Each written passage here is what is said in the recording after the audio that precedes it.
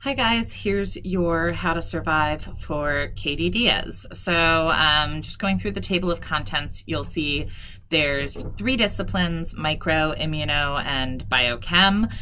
You have the full case description. So make sure you watch through Katie explaining how she feels and then take a look at the case and be prepared to discuss that and do the clinical reasoning portion during the CBCL session. For micro, we're going to cover a couple of bacteria and then mainly focus on viruses. So we talk about Corynebacterium diphtheriae. This is one of those toxin diseases, but there is also a bacterial mediated form of it. So as we're going through C. diphtheria, you're going to want to make sure you know kind of the buzzwords again. Note this, the Leffler's and potassium tellurite media, and note the toxin, of course. I go into the toxin function here, how you can experience disease. And one of the main points I make about Corynebacterium diphtheriae is that this respiratory diphtheria is actually a result of the bacteria itself. This is part of the localized infection of the oropharynx. This is a non-modal bacteria and it is not metastatic. It's not like strep or staph where it uses toxins to eat through your body so that you can find bacteria in distal plates. The bacteria are going to largely stay in the oropharynx. It's the toxin that it produces, though, that can go to distal sites and cause diseases in other locations like the heart and the brain. And then I do mention this cutaneous diphtheria. This is a pretty uncommon presentation, so you don't really need to pay attention to that. But I would kind of keep an eye on these 3, how they manifest, how they occur. The laboratory diagnosis, I go through it in the video, which you can find here. Let's just check this link and make sure it's working. But I go through it in the video so that you'll be able to see kind of how that's going. There's me talking twice. You're lucky. Okay. So, you can go through that, and there is kind of a mnemonic to remember Corynebacterium diphtheriae here, A, B, C, and D. I would remember ELEX test more than erythromycin. I will not require you to know treatment recommendations for Corynebacterium diphtheria. Why? Because if our current vaccination strategies hold, hopefully you'll never see it. All right, then we briefly talk about Corynebacterium jkm. You don't really need to know any take-home points for this. It's just alerting you to the fact that it's something that might cause infections, particularly in cancer patients, and that it has high antibiotic resistance. And that's really all you need to know about Corynebacterium jkm. All right, Pasteurella Multi-Site. This is a gram-negative organism. Once again, always know your main characteristics. With this one is most often associated with dog bites. It's a normal commensal of healthy animals, most specifically dogs. And when you get a dog bite, the cellulitis and lymphadenitis that occurs about 24 hours later is typically a result of Pasteurella Multi-Site and other creepy crawlies that live inside man's best friend. You can occasionally, in some patients, see it exacerbate to a pulmonary disease or a systemic infection, but this is very uncommon. So really, we're talking about cellulitis and lymphadenopathy. Again, I've listed the antibiotic of choice, but you are not required to know the empiric treatment of Pasteurella Multi-Site.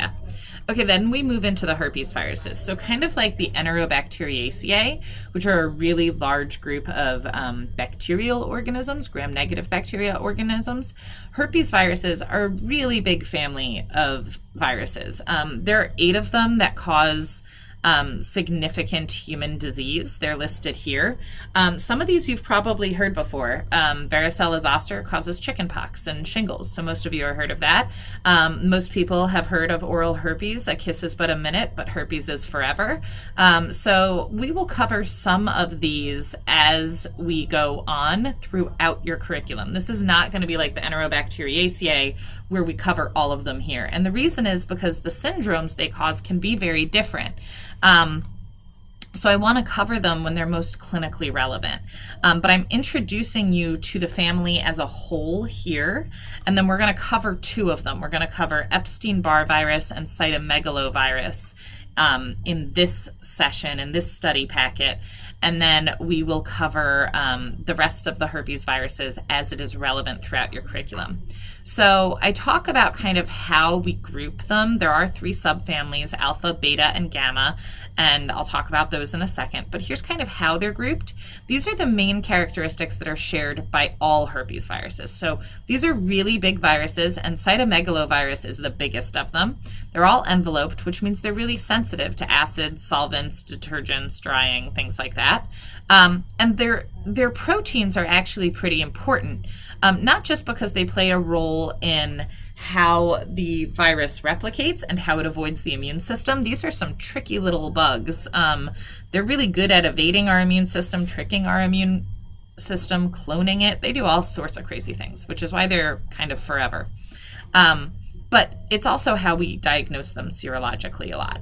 So I talk about why you need to know the replication. And here's where I go into those different subgroups. So here's the alpha viruses, the gamma herpes viruses, and the beta herpes viruses. Like I mentioned before, we're only going to talk about Epstein-Barr virus, which is a gamma herpes virus, and cytomegalovirus, which is a beta herpes virus, in this self-study packet. We will cover the rest throughout your curriculum, so this might be a good table to kind of keep on hand. And if I'll try to remember to put it into any of your self-studies just so you can kind of track your progress. So here's the steps in replication. And then we go into Epstein-Barr virus. So a note about the videos for Epstein-Barr virus, I didn't make them. The herpes viruses for years have been taught by Dr. Lorraine, who's a microbiologist in the Department of Immunology and Microbiology, and she knows them so completely that I felt it would be actually a disservice to you guys to have me re-record them. So you have my notes that go along with her videos. Sometimes her videos are in a slightly different order, but I wanted to maintain the written order of what you guys have become accustomed to. But the information is largely the same. So here are the main characteristics. You'll see that much of them are the same from above, but I also tell you what cells it infects, how it gets in there, how it's transmitted, and how common it is with these. Here's the structure, and like I mentioned, these viral proteins are pretty important, particularly this one down here, heterophile antibody. That's actually part of how we diagnose Epstein-Barr virus and how we distinguish it from cytomegalovirus. I go into how it causes disease and its production of its CPE, which is downy cells, which are basically atypical lymphocytes. And I have some study questions that go with that too. And then we go into the different clinical diseases, and there are kind of a lot. So the most common that most of you are probably familiar with is mono. And this goes into the kind of presentation of mono that you might see, and some of the complications that we associate with it, particularly that we can, on some cases, see splenic rupture. So patients are often advised to avoid contact sports for kind of a long period of time. And then there's a rash. So sometimes you'll have patients who come in with this bright red pharyngeal throat, and you might think it's strep throat, even if the strep test is negative, and prescribe them ampicillin. And if you do that, they'll develop this maculopapular rash if it's actually EBV and not strep. I go into some of the immune evasion strategies here, and then some other presentations that we associate with EBV. Then we go into how you diagnose it. Just like before, the serologic tests for this one are actually used kind of differently. So I mention them here. They aren't commonly used. The main thing that's done to identify EBV is the monospot test, but there is a period of time where it might be negative, and it's negative, especially in early infection, in about 25% of patients. There is no vaccine and there's no antiviral, so you just kind of have to get your way through it, and I'm told it's really awful. That's one I missed that I'm really not unhappy that I missed.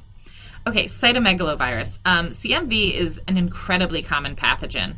Almost 80% of adults are infected with CMV by the age of 40, and the amount of patients who are seropositive for cytomegalovirus just goes up as we age. So this one is kind of ubiquitous, but what does that tell you? If 50% of you already have CMV and you don't really know it, then for the most part, it's pretty asymptomatic. But it is an important opportunistic pathogen in immunocompromised patients, and particularly in HIV, AIDS, and transplant patients. This one's a big deal for transplant patients, as Dr. Lorraine goes into in her video.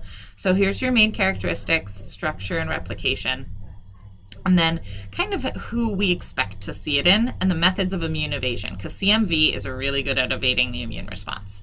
This is one of those ones that you can get from a lot of different places, as I've listed here. And the clinical disease really varies based on the age and the immune status of the patient.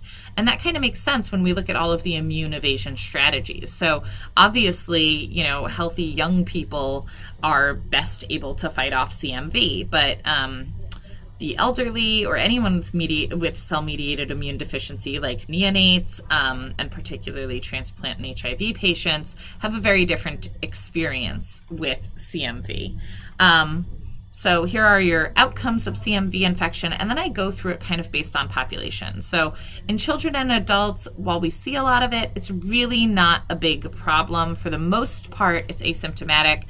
Occasionally, you'll see what's known as a heterophile negative mononucleosis syndrome. So it looks the same as EBV infectious mononucleosis, but it's heterophile negative. The monospot is never going to turn. So that's one way to differentiate. And then we go into the immunocompromised host. So a little bit of a difference here. If we're looking at a transplant recipient that has CMV, pneumonia or pneumonitis is actually the most common presenting symptom. If we're looking at a CMV manifestation in the AIDS population, retinitis is actually the most common presentation. Neonatal disease, this one's a big one, and this sentence right here, normally I'm not about you guys remembering stats, but this one's kind of an important one. There's a huge maternal fetal transmission rate, but of those, 90% are asymptomatic. It's just 10% that do get it will develop this late neurologic sequelae. And I go into the various presentations here. Perinatal infection, you can see it when it happens at birth or shortly after birth in breast milk, saliva, urine, and blood. Usually it's less severe, mildly asymptomatic, but it can be more severe in premature infants. And then here's how we diagnose it. One of the things that I will say that's abnormal for CMV is that we don't really use culture to identify CMV. It's really not a good method for it. So here's some other methods that we use. I know you guys are used to hearing me say that culture is the gold standard, and it just really isn't for diagnosis of CMV. So for CMV, we don't have a vaccine, but we do have a lot of treatments. A vaccine would be nice because obviously for these little babies especially, it would be really helpful to have a vaccine to protect pregnant mothers and their children. But we do have some good treatments. I know you have not learned about antivirals, their therapies, their pathways, their resistance mechanisms yet, and we're not going to go into that here. We're actually going to tackle them a lot more later in your curriculum. But just to start orienting you to the names, that these are some antivirals that work very effectively against CMV. Okay, so then we're going to go into immunology, and now we're going to actually start doing something with our immune cells. So up until about Robert May, we were moving our way through the immune system. We were presenting antigen, and we had T cells and B cells that were kind of ready to respond, but we didn't know how to make them. So we took kind of a 2-case break to build some T and B cells. Then in Leah Smith, we handled B cells turning into plasma cells and secreting antigen. So now in Katie Diaz, we're going to do the flip side of that. We're going to do cell-mediated immunity. So we're going to talk about all things CD4, CD8, and NK. So this goes into how they're actually activated. So just like with B cells, you're going to need 2 signals for activation. Then there's a third signal known as differentiation. The third signal actually comes from a wide variety of cytokines, but it can also include IL-2, which is basically just T cell food. So this comes up as a result of the second signal, and it allows the T cell to proliferate. We do a quick recap on cell-mediated versus humoral, and then we spend time looking at how we make the different types of T effector cells. Now, one thing I will say about this is that you see that there's all these terminologies, Th1, Th17, Th2. The only ones I really expect you to know are Th1 and Th2, Treg, and CTL. You don't necessarily need to know Th17. Th1 and Th2 are the big ones for this case, and really what you'll see in this video is that we're kind of making T cells the way people make food, like the way people cook. You're putting in different ingredients and then you know what you're going to get out of it. So like if I'm going to make tomato sauce, I know I need onions and garlic and salt and pepper and tomato paste and, you know, a little oregano. And I know that's going to make, you know, a decent sauce. So if I put all of those things together, I know what I'm going to get. So I know that if I put IL-6, interferon gamma, and IL-12 in, I'm likely going to get a Th1 cell. If I put IL-4 and IL-10 in, I'm going to get a Th2. So it's the same, it's just recipes and what you're going to get out of it. So spend a little time learning that, because that's something that it really depends on the cytokines in the microenvironment. And if the microenvironment changes, the cell type can change. These guys aren't locked in. Okay, cell-mediated immunity first by T helper cells. Remember, they help. So they're not going to do things directly, but they will help you fight off the pathogen. And that's kind of what I'm showing here with this result of Th1-mediated macrophage activation, that I'm just showing how the CD4-positive Th1 helper cell activates the macrophage to make it a better killer. And this is actually kind of a figure that goes into all the things that Th1 cells do during an effective Th1-mediated immune response. Then we move on to CTLs, how they kill. And then we move, and that's actually a pretty simple process. They actually kill pretty easily. It's just antigen specific, and then perforin and granzymes. And then we do NK cells, and NK cells, the big difference is that they're not antigen specific. So they have kind of stop and go signals that tell them whether or not to kill a cell. You don't necessarily need to know every single detail about this, but you should kind of just have an understanding of how they're different. And then this is antibody-dependent cell-mediated cytotoxicity. I talked about this a little bit in the Leah Smith study guide, and this is kind of a more thorough explanation of it. Okay, and then the last section on this is from Dr. Szabo. It's on biochemistry. And with us making all of those different T cell types, we thought it was a good opportunity to talk about intracellular versus intercellular signaling. So she goes into the different types of signaling, intracellular receptors versus cell surface receptors, pretty straightforward. And then we go into the different classes of effectors, of cell surface receptors, and second messengers. So make sure you can kind of identify these. I've written some self-study questions, be able to identify some examples, in particular in these enzyme-linked receptors, the examples of these that might show up that would explain to you what kind of receptor you're dealing with, not just that the receptors exist, but what kind of receptor you have.